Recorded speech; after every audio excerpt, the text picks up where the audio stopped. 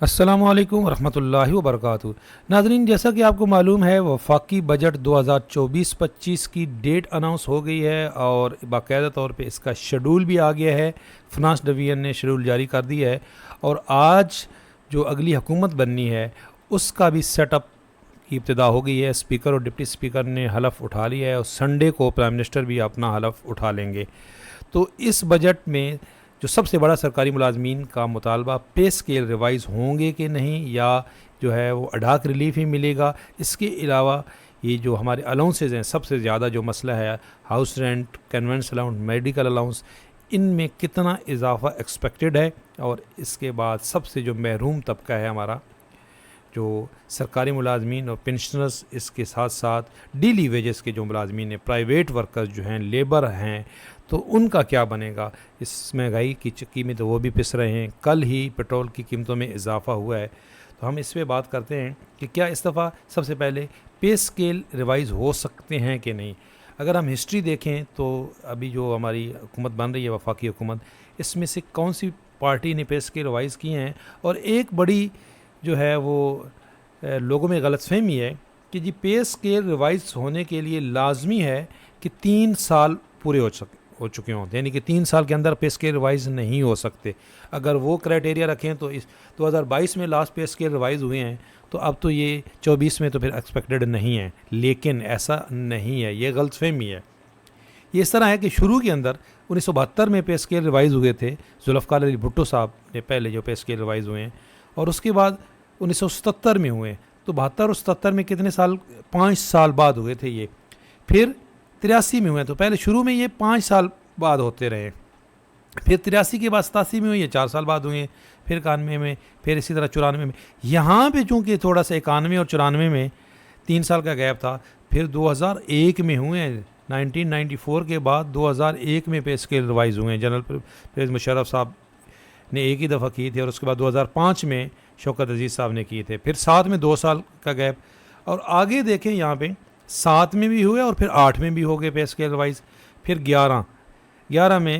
یہ Peoples party کی government تھی، یوسف رضا گیلانی صاحب نے 8 میں کیے تھے، پھر 11 میں کیے تھے۔ یہاں پہ جو گیپ ہے وہ 3 سال کا ہے، لیکن یہاں یہ آپ غور کریں، پی ایم ایل این کی حکومت تھی جب نواز شریف صاحب وزیر اعظم تھے، 15 میں بھی پے اسکیل ریوائز ہوئے، 16 میں بھی ریوائز ہوئے، 17 میں بھی پے اسکیل ریوائز ہوئے۔ اس کا مطلب ہے ایسا کوئی ہارڈ اینڈ فاسٹ رول نہیں ہے کہ ہر سال پے اسکیل ریوائز نہیں ہو سکتے۔ یہ 3 سال لگاتار 15، 16، 17 میں پے اسکیل ریوائز ہو چکے ہیں۔ اس کے بعد 18 اور 19 میں پے اسکیل بالکل ریوائز نہیں ہوئے، بلکہ 20 میں بھی نہیں ہوئے، 21 اور 22 میں پھر ہوئے پے اسکیل ریوائز۔ تو یہ 22 میں بھی پھر نون لیگ کی حکومت تھی۔ ابھی جو اس وقت گورنمنٹ ہے جو آنے والی ہے، وہ جو پرائم منسٹر ہے آپ کو معلوم ہے شہباز شریف صاحب بنیں گے، تو ایکسپیکٹڈ ہے کہ وہ پے اسکیل ریوائز کروائیں۔ ہم ان سے کیا مطالبہ کر رہے ہیں کہ ایک یہ بات تو اچھی ہے کہ جو اس وقت اسٹیبلشمنٹ ڈویژن نے ریٹائرمنٹ سے متعلق کچھ اچھے فیصلے کیے ہیں۔ یہ کچھ لوگ اس پہ بھی اعتراض کر رہے ہیں، اور اعتراض ویلڈ ہے کہ جی 2 سال آپ بڑھا دو گے تو جو آپ کے پیچھے لائن لگی ہوئی ہے، اسٹوڈنٹس ہیں، جو یوتھ ہے، جو ڈگریاں لے کے پھر رہی ہے، وہ ان کو 2 سال اور ویٹ کرنا پڑے گا۔ لیکن بھائی جو اس کے اندر جو پینشن ریفارمز لائی جا رہی تھیں، جس میں جنہوں نے اپنی ساری زندگیاں دے دی ہیں، ان کا جو بھاری نقصان ہونا تھا اس سے یہ بچ جائیں گے۔ 3 سال کی کٹوتی بھی نہیں ہوگی،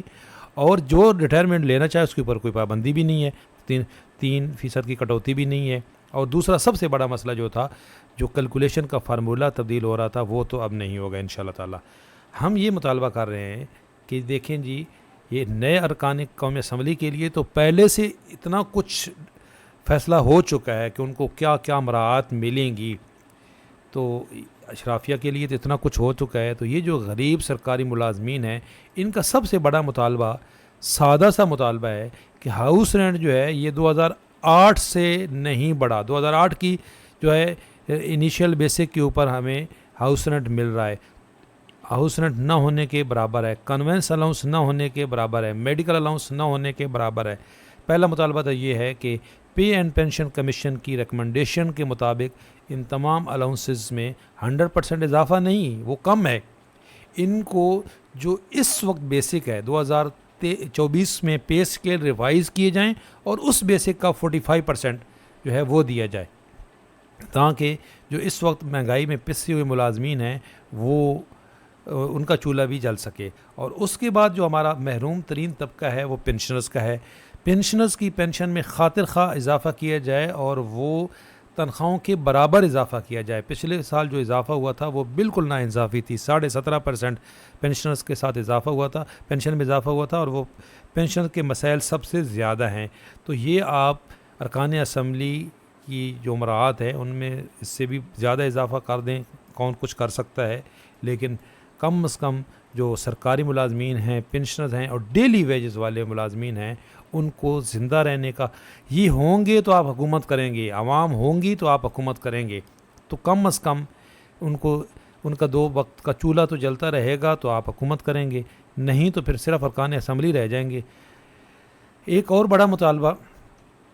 جس طریقے سے یہ پشاور کے اندر، یہ پشاور کی خبر ہے، KPK کے اندر جو نئے سرے سے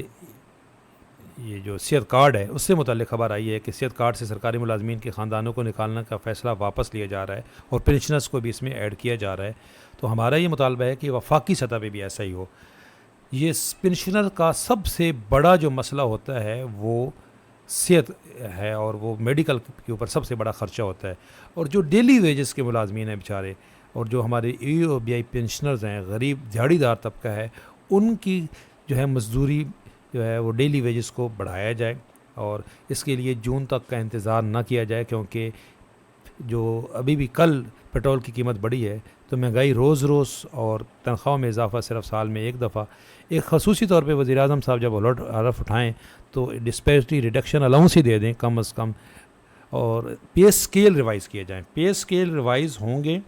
تو اس کا فرق جو ہے وہ تمام جو الاؤنسز ہے وہ بھی بڑھتے ہیں، تو ہمارا، اور پینشن میں سب سے بڑا فائدہ ہوتا ہے، پے اسکیل ریوائز ہوتے ہیں تو اس میں پینشن بڑھتی ہے، اب آپ کی جو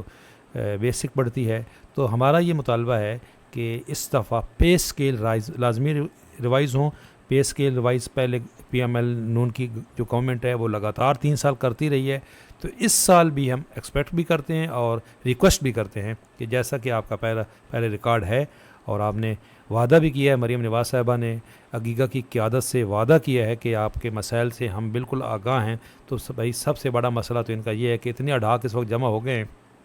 ان اڈاک کو جو ہے وہ ضم کیا جائے، تمام اڈاک کو ضم کر کے پے اسکیل نئے سرے سے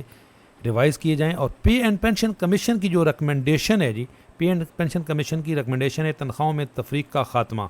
تو پینشن ریفارمز لانے سے پہلے تنخواہ کے اندر ریفارمز لائی جائے، اور جو